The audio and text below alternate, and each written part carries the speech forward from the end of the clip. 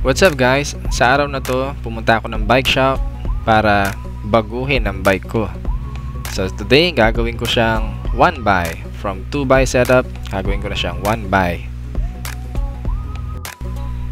Nabili ko tong bike na to nung January 2022. Originally siyang 2x setup.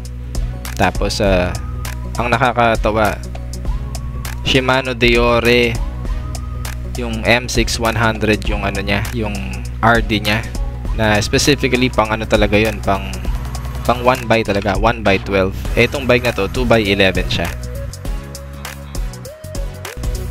Ayan, sa part na yan nilalatag na yung mga parts.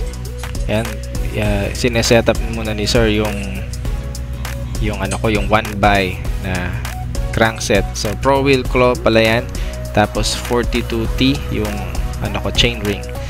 Ayan, for the first time tatanggalin na yung FD. Claris pala yung FD na yan. Sobrang wala akong problema dyan. Ayan, nilalagay na yung ano, yung crankset. Ang pogi tingnan, tsaka parang ang linis tingnan.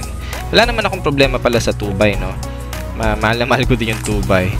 Kaya lang, for a change, try naman natin yung ano, ayan, yung mullet setup na tinatawag, yung ang laki ng range sa likod, tapos 1x. Ayan, speaking of range, and yung current, yung gagamitin kong cassette is 11 to 50T, 11 speed. Ayan, yung mumurahin muna, Sunshine. Mahal na Shimano eh, try lang naman. Ayan, nilalagay na siya, ang ganda ng tingnan. Excited na ako dyan.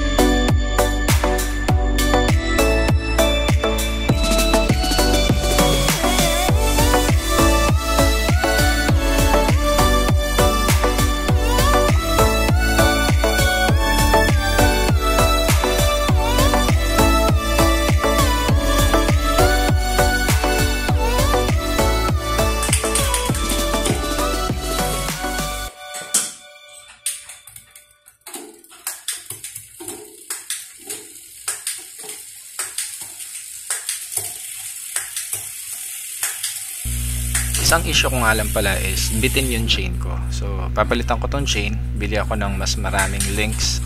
Tapos, okay na siya. Pero sabi ng mekaniko, okay pa nga daw yun eh. Pero gusto kong palitan. Nakatakot naman. Masyadong stretch yung RD.